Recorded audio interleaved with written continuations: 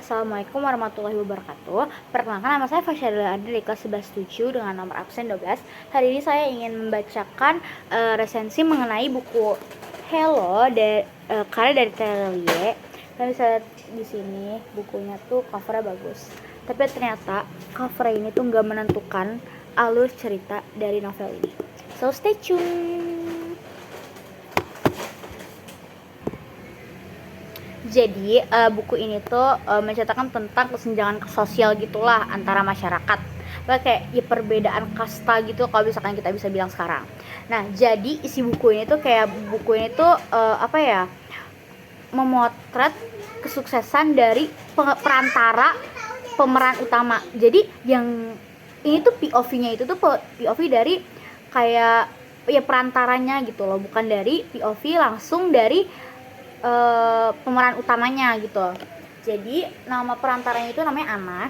Dia itu punya sikap yang ambisius dan teguh gitu. Dia tuh suka sama yang namanya mendesain sebuah bangunan, sampai pada akhirnya pas dia dewasa dia menentukan untuk mematapkan dirinya untuk menjadi seorang arsitektur. Nah, di saat kejayaan dalam pekerjaannya dia itu mendapatkan tawaran untuk merenovasi rumah mewah dari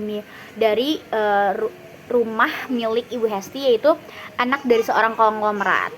Nah, selama proses renovasi rumahnya Bu Hesti ini, ternyata si anak ini tuh menemukan kayak sepotong kisah kayak yang tertinggal di setiap sudut rumah itu. Tapi kisahnya ini itu tentang kayak cerita cinta di kota Jakarta, tapi lebih tepatnya tuh di rumah mewah milik ayahnya Ibu Hesti tuh ya kan, yang berasal dari keturunan ningrat gitu loh. Nah, terus berkat proses persiapan itu tuh anak itu dia tuh jadi mengenal tiap kisah romansanya Bu Hesti dari kelahirannya hingga masa remajanya. Nah, anak nih jadi dia tahu kalau misalkan benang takdir tuh menyatukan Bu Hesti dengan seorang anak laki-laki yang lahir di hari yang sama Bu Hesti ini. Jadi kisah ini tuh sebenarnya bukan tentang kayak gimana ya, bukan cuma tentang perkastaan aja gitu loh, tapi ini ada sedikit romansnya juga. Dan ini tuh kayak ceritanya itu tuh kayak menggugah hati gitu loh, antara hubungan. Jadi kelebihan buku ini tuh punya gaya bahasa yang mengalir dan tidak bertele-tele. Jadi kita tuh bacanya tuh kayak nyaman gitu. Terus alurnya tuh padat dan enggak membosankan gitu loh, karena banyak banget plot twist di cerita ini. Terus kayak karakternya tuh dibangun bener-bener baik banget sama penulisnya. Dan ternyata kan biasanya pemeran utama tuh satu orang kan, ini tuh dua. Di sini tuh pemeran utamanya dua, dan dua pemeran utama ini tuh memiliki latar belakang yang berkaitan dengan kuat gitu loh. Kayak pasti kayak yang jadi tuh bikin kita tuh menarik batu di situ. Terus kayak penggambaran latarnya tuh bener-bener detail, kayak misalkan di rumahnya itu kayak gimana gitu. Terus kayak misalkan di bagian mana rumahnya gitu. Terus plot twist sama endingnya tuh kayak digarap tuh dengan baik banget sama penulisnya ini.